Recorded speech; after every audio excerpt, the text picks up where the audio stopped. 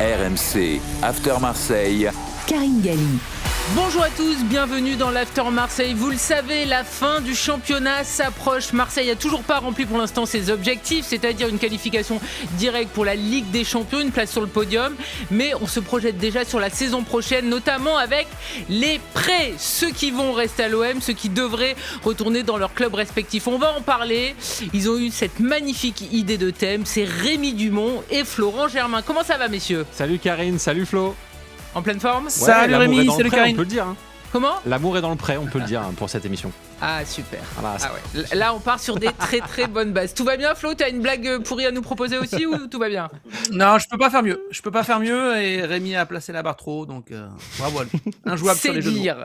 On vous rappelle que demain Marseille jouera en ouverture de la 29e journée de Ligue 1 face au dernier Metz. Marseille qui a perdu définitivement sa place de 3e, c'était le week-end dernier au profit de Lille, mais il y a encore évidemment du chemin avant l'issue du championnat. On va parler des prêts, messieurs, parce que vous le savez, chaque année Marseille doit trouver des astuces pour pouvoir faire une équipe si possible compétitive. Bon, cette année ça a été extrêmement compliqué, il y a eu beaucoup de prêts. On va voir la liste avec toi Rémi, et ce qu'on sait déjà c'est qu'a priori ils ne seront pas tous gardés, mais au niveau des prêts, rappelle-nous les joueurs qui sont arrivés l'été dernier pour constituer cet effectif 2025-2026. Oui, on parle des joueurs prêtés à l'OM, pas par l'OM pour le moment. En tout cas, c'est donc à l'OM. Donc, il y a Timothy Weah qui est prêté par la Juve, Ahmed Traoré qui est prêté par Bournemouth, Facundo Medina qui est prêté par Lens, avec évidemment des options d'achat obligatoires. Et puis, il y a les options d'achat tout court. Arthur Vermieren qui est prêté par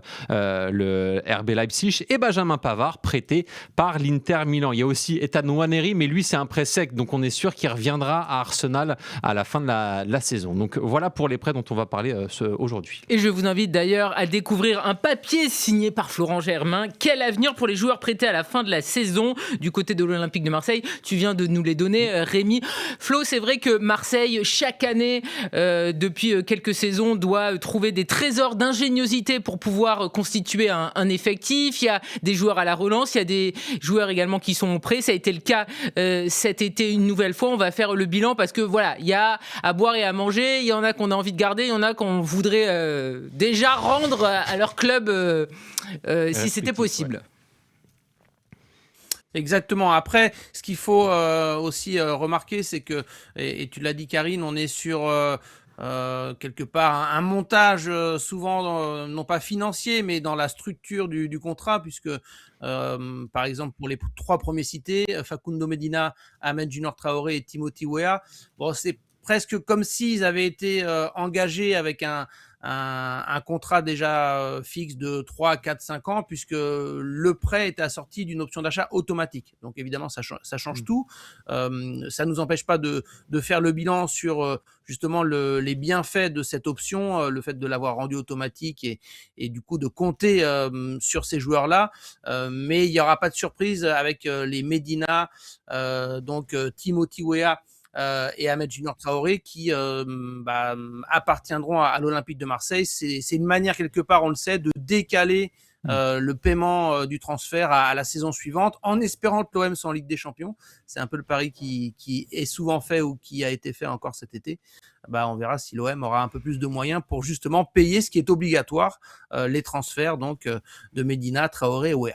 Tu expliques très bien la situation dans ce papier qui a retrouvé sur rmcsport.fr. On va parler donc de ces joueurs qui vont appartenir à l'OM, tu viens de les citer, Medina, Traoré et Weah. Je vous propose, messieurs, de commencer sur celui peut-être qui fait vraiment une belle saison. C'est une bonne surprise. Alors Flo va nous dire qu'évidemment il l'avait mis dans ses réussites de la saison, mais c'est vrai que Timothy Weah est arrivé l'été dernier. L'arrivée de la Juventus. Alors forcément, quand tu penses à Weah, tu pensais au papa. Ce qui est sûr, c'est que déjà Timothy Weah a déjà fait mieux que Georges Weah, le Ballon d'Or 95 par rapport à l'Olympique de Marseille. Il est polyvalent, il a rendu des fiers services et c'est vrai que finalement, son acclimatation à l'Olympique de Marseille s'est faite assez rapidement. Ouais, malgré un contexte d'arrivée particulier, puisqu'il y a eu des négociations assez compliquées avec la Juventus. On rappelle que d'ailleurs son agent s'était exprimé sur le site de rmcsport.fr pour dire voilà, c'était compliqué avec la Juventus pour négocier. Mais Timothy Weah, cette saison, c'est 37 matchs, toutes compétitions confondues. Et c'est d'ailleurs le premier buteur de l'OM en Ligue des Champions cette saison, c'était face au Real. c'est 3 petits buts, c'est 4 passes décisives et c'est surtout le 4e joueur le plus utilisé cette saison, avec 2826 minutes de jeu, ce qui montre bien à quel point il a réussi à s'acclimater au contexte marseillais et aussi à être performant, parce que c'est un joueur, on rappelle, qui évolue majoritairement en tant que latéral ou piston droit, alors qu'il a été formé à un poste plus offensif, à un délié, voire même de numéro 9. Mais voilà, Roberto De Zerbi le disait à l'époque, quand il était encore entraîneur de l'OM, que Timothy Weah équivalait à 3 transferts, puisqu'il peut évoluer à plusieurs postes. Tu le rappelais, Flo, dans ce papier, que ça soit Medina, Ahmed Junior Traoré ou Timothy Weah, ils ont tous les 3 le même âge, 26 ans. C'est vrai que je pense qu'on est tous d'accord par rapport au prêt. C'est lui qui a le plus marqué de points sur cette première saison. Il faut rappeler aussi qu'évidemment, à l'Olympique de Marseille, parfois il faut un petit peu plus de temps pour s'adapter à un tel club.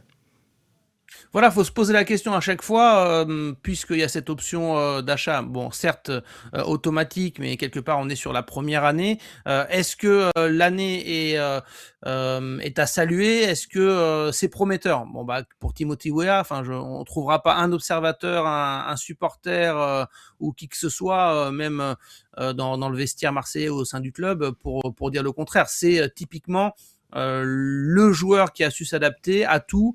Rémi l'a rappelé, à différents postes, donc latéral, piston, milieu gauche parfois. Honnêtement, je regrette presque que parfois on le tente pas un petit peu plus haut dans une période où il y a que Gouiri entre guillemets et Aubameyang, et parfois Aubameyang tire la langue. Moi je suis persuadé, Timothy Weah, rappelez-vous quand on a fait un focus sur lui avec son formateur, on disait qu'il y avait peut-être ce petit regret de ne pas le voir assez attaqué ou dans le domaine offensif, et je suis persuadé qu'il pourrait rendre de fiers services. Donc dans l'acclimatation il est là, je le disais, dans la communication il est intéressant, dans ce que représente aussi le fait d'avoir le maillot de l'OM, je le trouve à la hauteur. Donc pour moi c'est typiquement la bonne recrue. Donc je pense que l'OM, si il y a des départs, des arrivées et encore beaucoup de mouvements cet été, s'il y a bien un joueur que l'OM doit conserver, c'est entre autres Timothy Weah.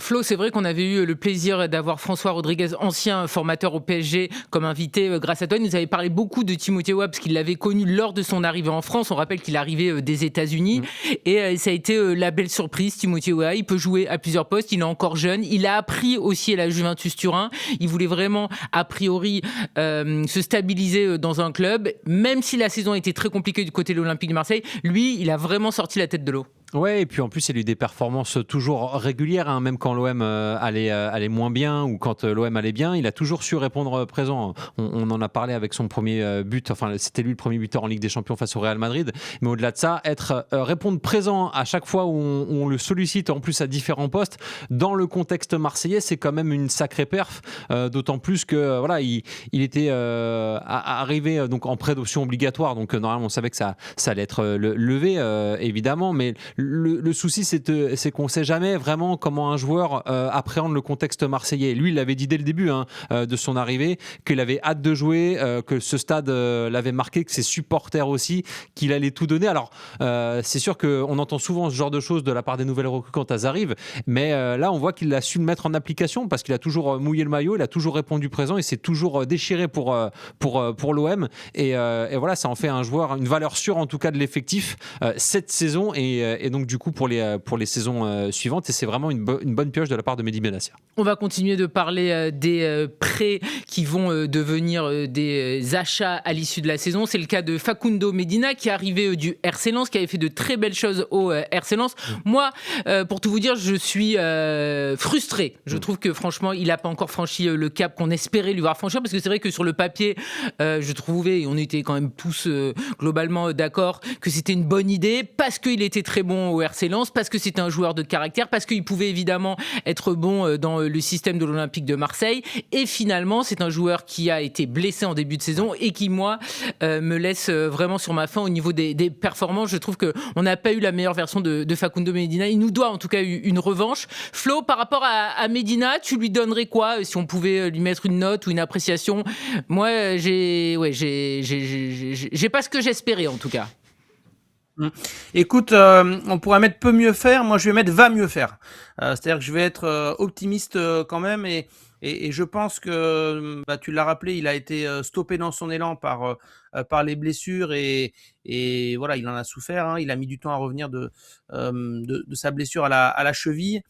Donc ça a tronqué son début de saison.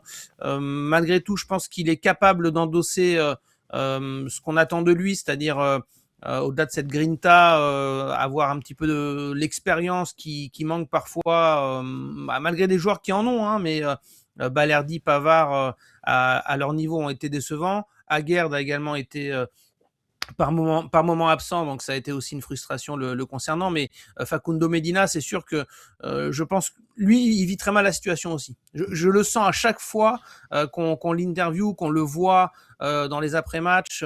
D'ailleurs, même quand il y a une victoire et qu'il y a un but encaissé, évidemment, quand il y a un nul ou une défaite, il prend sa mission et ce transfert très à cœur parce que lui, il a justement envie de montrer qu'il a franchi un palier, que Marseille c'est pas Lens et qu'il va se mettre au niveau. Donc bon, je suis assez confiant sur le personnage. C'est un joueur qui est très apprécié en interne.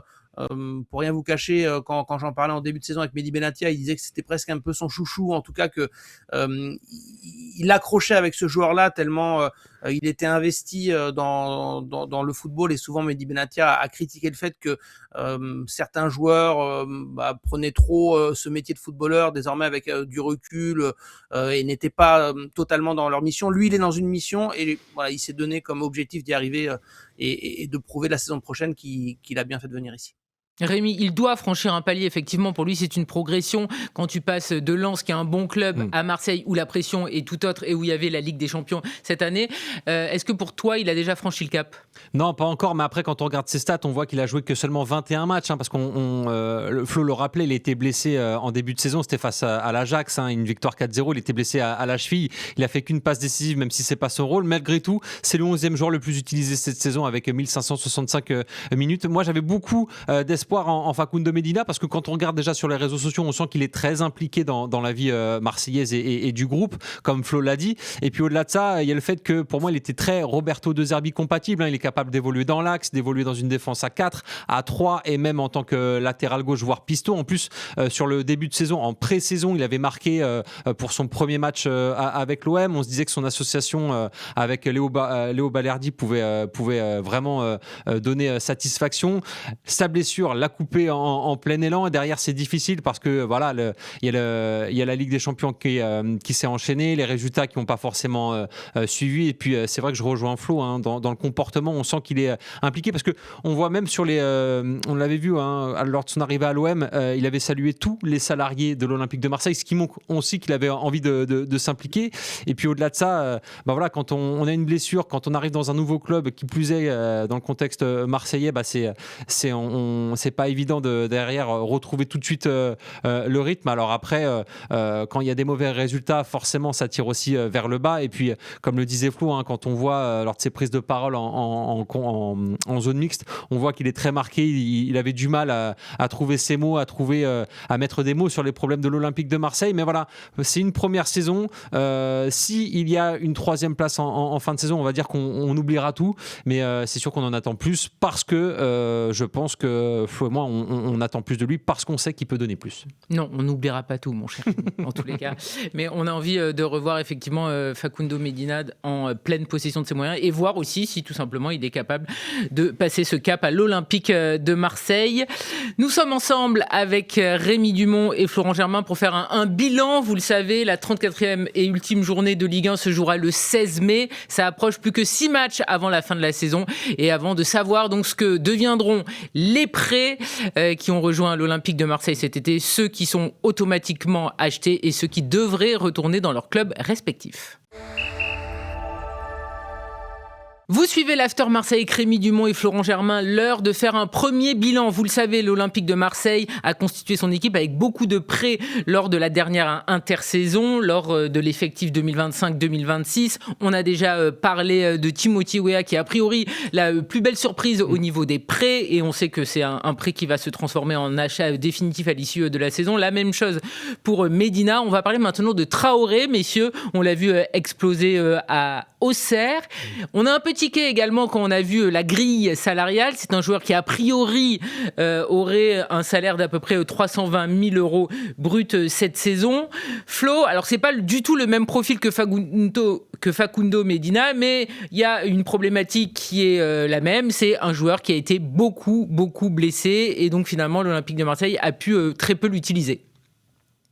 Voilà, ça a été une grosse frustration pour Roberto De Zerbi notamment parce que il a souvent cité l'absence d'Ahmed Junior Traoré comme un manque dans le sens où son profil aurait pu lui permettre justement cette capacité à jouer entre les lignes, à être dans le cœur du jeu en soutien de l'attaquant, aurait pu permettre peut-être à De Zerbi de parfois jouer différemment, de varier de système et c'est vrai que ça a été une frustration assez importante que Traoré soit blessé et surtout que ça dure parce qu'il a rechuté et donc il a été presque sa période d'absence a été 2 fois plus longue que ce qui était prévu au départ. Il n'empêche que depuis qu'il peut s'exprimer, qu'il est revenu quasiment à 100%, on peut en attendre un petit peu plus. Lui aussi, il devra franchir un palier. Alors oui, le salaire est important. L'investissement l'a été un petit peu moins puisque l'option d'achat est d'environ 7 millions d'euros, un petit peu plus. Malgré tout, on est sur un joueur, je pense, qui n'a pas du tout montré ou utilisé tout son potentiel. C'est en ce sens que il faut pour Medina pareil espérer que la deuxième saison avec en bagage l'expérience acquise, croiser les doigts pour qu'il n'ait pas de pépins physiques, que la deuxième saison soit bien meilleure. Mais j'en reviens à ce profil, cette capacité aussi à être polyvalent. Ça peut être un joueur qui doit faire du bien à l'Olympique de Marseille dans les années qui viennent, ou en tout cas dès l'année prochaine, parce qu'il appartient à Marseille. L'option d'achat là aussi été automatique. Lui aussi a vécu beaucoup d'agacement, c'est plus que de la frustration. Il nous a confié parfois être très en colère par rapport au fait de ne pas avoir pu jouer comme il le souhaitait cette saison. Donc il faut espérer pour lui qu'il ait vraiment le physique qui aille avec ses ambitions la saison prochaine.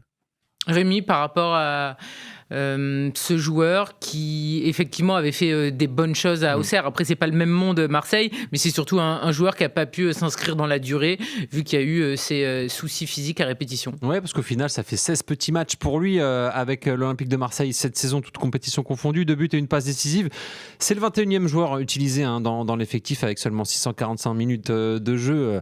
Flo l'a rappelé, il a été blessé. Puis au-delà de ça, moi j'ai l'impression que les recrues, c'est compliqué quand une recrue se blesse évidemment, mais encore plus quand c'est à Marseille parce qu'il y a l'envie aussi de jouer cette Ligue des Champions. Donc peut-être qu'à un moment il a eu envie de revenir plus vite et là il faut gérer la frustration d'un joueur qui peut pas jouer, qui a envie et qui va peut-être passer un peu outre les leçons de son corps. Donc c'est compliqué. Après c'est quand même un joueur qui a du potentiel, qui peut jouer encore une fois à plusieurs postes, sur les côtés, dans l'axe, qui a montré à Auxerre, alors dans une équipe qui avait pas forcément la possession de balle, de quoi il était capable. Donc à l'OM avec les joueurs autour de lui, je pense notamment à Greenwood, Paixão, il y a de quoi faire. Donc on va lui donner les encouragements. Voilà, comme ça on va essayer de rester sur une note positive avec lui. On va passer maintenant, messieurs, aux joueurs qui ne devraient pas s'inscrire dans la durée à l'Olympique de Marseille. De toute façon, ça devient de plus en plus rare ces dernières années. C'est Vermeeren, lui qui était arrivé d'Allemagne le 1er septembre dernier, en prêt du RB Leipzig. Flo, l'histoire va s'arrêter après une seule saison. C'est la tendance, que ça soit avec Roberto De Zerbi ou Habib Beye. On ne va pas prolonger l'aventure entre les Belges et Marseille. Voilà, alors ça peut laisser des regrets par rapport à certaines performances qui avaient été plutôt intéressantes ou prometteuses de la part d'Arthur Vermeeren. Oui, il va rentrer au RB Leipzig, c'est la tendance très très claire. Il joue quasiment plus, il n'a été titulaire que 2 fois avec Habib Beye, et encore l'une des 2 titularisations, il est sorti à la mi-temps, c'était contre Brest, et on considère que c'était pas à 100% un choix de Habib Beye, dans le sens où il était arrivé 2 jours plus tôt en tant qu'entraîneur. Ensuite, c'était en Coupe de France contre Toulouse, si je ne m'abuse. Donc, les 2 seules titularisations sous Habib Beye pour Arthur Vermeeren. Donc, on pouvait espérer que le Belge soit relancé avec un nouveau coach, puisque Roberto De Zerbi, après avoir compté sur lui, l'avoir aligné sur une séquence de plusieurs matchs où on s'était dit tiens, il est installé, et où il avait même eu la déclat de dire que dans un monde idéal, Arthur Vermeuren, s'il est à 100% et s'il comprend le jeu de De Zerbi, il devient un joueur indéboulonnable. Bon, bah, ça n'a pas été du tout le cas. Il a un peu payé peut-être son carton rouge contre Nantes en tout début de saison, tout début d'année civile, la défaite qui s'en est suivie, le fait qu'il était moins dans son assiette et à l'entraînement était beaucoup plus discret peut-être, ou en tout cas presque inquiétant sur certaines séances selon De Zerbi. Donc voilà, on a un joueur qui, sauf un probable retournement de situation, c'est-à-dire des nouveaux dirigeants arrivent, le nouveau directeur sportif dit non, à 20 millions il me le faut, je paye l'option d'achat, ce qui est très improbable. Non, il va quitter loin. Rémi se marre. Ouais, Rémi, par rapport à Vermeuren, c'est encore un échec, ou est-ce que c'est une précipitation? Parce que on parle pas de tous les joueurs, mais de toute façon, on voit bien que déjà avant à Marseille, c'était dur de s'installer, mais là maintenant, il y a plus du tout de temps. Ouais. Tu fais un mauvais match, tu dégages quasiment. Et puis encore une fois, il y a le contexte du début de saison où Adrien Rabiot est censé être le titulaire indiscutable au milieu de terrain. Il y a cette dispute avec Rowe, et donc du coup cette séparation avec l'OM. Lui, il est arrivé dans les dernières heures du mercato. Il avait déjà été prêté avant à l'Atlético de Madrid, ça n'avait pas réussi pour lui, donc on se disait que c'était peut-être l'endroit idéal pour Vermeuren, l'Olympique de Marseille, parce qu'il est jeune, il a du talent. Moi, sur les premiers matchs, j'étais très content de le voir jouer, il m'intriguait beaucoup, et j'avais hâte de le voir sur la durée. Le problème, c'est qu'il en est qu'à seulement 20 matchs, 0 but marqué, 2 passes décisives cette saison. C'est le 17e joueur utilisé dans l'effectif cette saison. Puis au-delà de ça, j'ai l'impression que le pauvre, il a eu une sorte de descente aux enfers, parce qu'avec le carton rouge contre Nantes, comme le rappelait Flo, j'ai l'impression que voilà, c'était entre guillemets sa dernière chance, et que derrière, vu le contexte, les défaites, le contexte lourd, Roberto De Zerbi n'a plus voulu prendre de risques avec lui.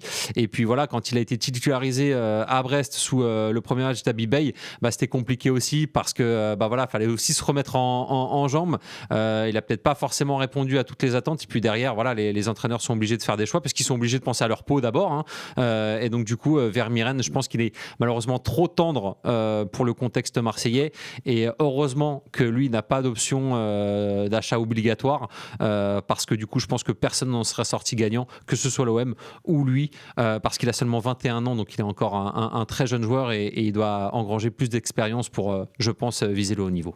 Alors, tu parles de descente aux enfers. Là, on a une masterclass niveau descente aux enfers. C'est évidemment Benjamin Pavard qui est arrivé dans les ultimes heures de la fin du mercato estival. Il avait 2 objectifs, évidemment. C'était avoir du temps de jeu et retrouver une place en équipe de France. Il savait que si ça se passait bien à l'Olympique de Marseille, ça aurait du poids aux yeux de Didier Deschamps. C'est un raté phénoménal. Flo, il y a quand même un cimetière aux champions à Marseille. On se souvient de Patrice Evra, mais qui était bien plus vieux quand même. On se souvient de Lizarazu. Bon, lui, c'était un problème avec Troussier. Là, Benjamin Pavard, il a 30 ans. Il devrait être encore en pleine forme. Il aurait dû être un des leaders de la défense marseillaise et un joueur qui guiderait un petit peu le reste de l'équipe. Et finalement, ça a été un énorme fiasco. Il va pas jouer la Coupe du Monde a priori. Et en tout cas, avec Marseille, il faut que ça se termine, parce que là, ça fait même de la peine. En fait, ce qu'on a vu à Monaco, c'est cruel. C'est un joueur qui a absolument plus confiance en lui. Après, je pense que c'est le joueur qui est le premier responsable. Enfin, ce serait trop facile de dire que non, mais c'est lui. y a mais un microclimat. Oui. Non, mais c'est vrai que quand tu fais le tableau et que tu te dis que les joueurs que tu as cités, qui sont censés être des champions ou des champions du monde, qui le sont factuellement, ils sont en échec à Marseille, c'est un peu triste. Mais Benjamin Pavard, normalement, quand tu arrives de l'Inter, du Bayern, que tu as cette expérience, tu es censé au minimum, alors tu peux te manquer sur certains matchs, tu peux avoir un peu de malchance, mais tu peux pas défendre de cette manière, disparaître de certaines rencontres, ne pas être au niveau régulièrement, manquer de sérieux parfois, c'est le sentiment que ça donne. Donc on a Benjamin Pavard, pour moi, qui a pas pris la mesure du rôle qui devait être le sien, parce que tu dois être un leader, tu dois rendre meilleur Balerdi. Enfin, on en attendait tous énormément de Benjamin Pavard, non pas que ce soit le meilleur défenseur de l'histoire, mais par son CV par son expérience, il devait apporter une certaine lucidité. C'est typiquement le joueur, Benjamin Pavard, normalement, tu dois te dire, il va être fiable. Des fois, dans une équipe, tu peux avoir des joueurs qui vont disparaître d'une rencontre, qui vont avoir des périodes de moins bien, mais normalement, c'est censé être le joueur, tu as des garanties sur lui. Et en fait, tu te rends compte que non, et voire pire, tu as des coachs qui se sont mis à douter, est-ce que je le mets pas? Il a quand même parfois été laissé sur le banc par De Zerbi et récemment par Habib Beye, alors qu'il était à 100%, et ça devait pas exister, ça. Donc, non, c'est très décevant, la saison de Benjamin Pavard. Alors après, maintenant, il y a des rumeurs. Est-ce que c'est lié à notre papier sur rmcsport.fr, des rumeurs venant d'Italie, et je le confirme, que l'Inter aurait été prêt à baisser le prix, parce que 15 millions d'euros, c'est le montant de la clause, mais vu la saison faite par Pavard, tu peux négocier et l'avoir à beaucoup moins, mais c'est pas d'actualité du côté de l'OM. L'OM considère, jusqu'à preuve du contraire, que Pavard, il a échoué et qu'on ne peut pas compter sur lui. Donc, il a aussi un salaire assez élevé. Donc, malgré les rumeurs venant d'Italie disant que l'OM allait peut-être faire l'effort et proposer une somme, c'est pas d'actualité aujourd'hui. Rémi, c'est vrai que c'est un mariage raté entre l'international français, le champion du monde, et Marseille, puisque personne n'est gagnant. Lui, il avait des objectifs, il ne les atteindra pas. Et Marseille, finalement, a pris un joueur qui n'a pas été en capacité à s'adapter. C'est quand même le raté de la saison. Ouais, parce que alors il arrive dans les dernières heures du mercato. Mehdi Benassi avait expliqué qu'il avait saisi l'opportunité de marcher, parce qu'il savait que voilà, il aurait plus de temps de jeu à l'Inter. Sur le papier, tout devait coller, parce que c'était un international français champion du monde qui arrivait à l'Olympique de Marseille, qui avait besoin d'expérience. Lui, il avait besoin de temps de jeu pour se relancer et être à la Coupe du Monde. Voilà, personne n'est gagnant malheureusement. Après, ce sont des choses qui arrivent, comme l'a dit Mehdi Benassi. Il n'y a pas de mauvais joueurs, il n'y a que des mauvais contextes. Pourtant, ça avait plutôt bien démarré, puisqu'il était buteur pour son premier match face à Lorient, Benjamin Pavard. Donc on se dit c'est bon, on a enfin trouvé un des défenseurs sûrs pour la saison. Comme quoi, à Marseille, on peut jamais être sûr de rien. Il faut toujours rester en alerte, parce que voilà, c'est une petite passe décisive, 32 matchs joués quand même, mais voilà, pas un statut de titulaire indiscutable. Ah oui, non, là, c'est même un joueur qui a été pris en grippe par les supporters. C'est ça aussi, Flo, parce que Benjamin Pavard, évidemment, normalement, que tu en parlais, il doit nous assurer un niveau minime. Et en fait, là, on a l'impression d'avoir un joueur qui est complètement en incapacité d'assurer. Enfin, on se souvient tous de ce qu'il a fait, notamment au Stade Louis II, qui amènera le but de Balogun. C'est un joueur qui est en perte de confiance totale. Là, c'est un joueur qui n'est plus sûr de rien quand il est sur une pelouse avec le maillot de l'OM. Il fait partie des joueurs qui sont sifflés au Vélodrome, et au final, dans une saison qui est assez chaotique, ils sont pas si nombreux que ça à être ciblés. Balerdi l'est, on connaît l'histoire de Je t'aime moi non plus entre le Vélodrome et Balerdi, mais Pavard, typiquement, il a été ciblé parce qu'il coche toutes les cases de l'échec de recrutement et du fait qu'on attendait beaucoup mieux de cette saison, de certains joueurs, notamment Pavard. Donc, s'il joue les prochains matchs au Vélodrome, au moment où on enregistre, on verra s'il joue contre Metz, et encore c'est pas sûr. Probablement il sera sifflé parce que il est pris en grippe par les amoureux de l'OM. Merci beaucoup Flo Germain d'avoir été avec nous, et on rappelle que ton papier Quel avenir pour les joueurs prêtés à la fin de la saison est disponible évidemment sur rmcsport.fr. Marseille qui est perpétuellement en chantier. Merci beaucoup Rémi d'avoir été à nos côtés. On vous rappelle que demain, donc ce vendredi, Marseille sera sur le terrain face au dernier de Ligue 1, face à Metz. Ça sera également les retrouvailles avec le public marseillais après la déconvenue de dimanche au Stade Louis II pour le compte de la 29e journée de Ligue 1. Merci à tous de nous avoir suivis. On se retrouve jeudi prochain pour un nouveau After Marseille. RMC After Marseille.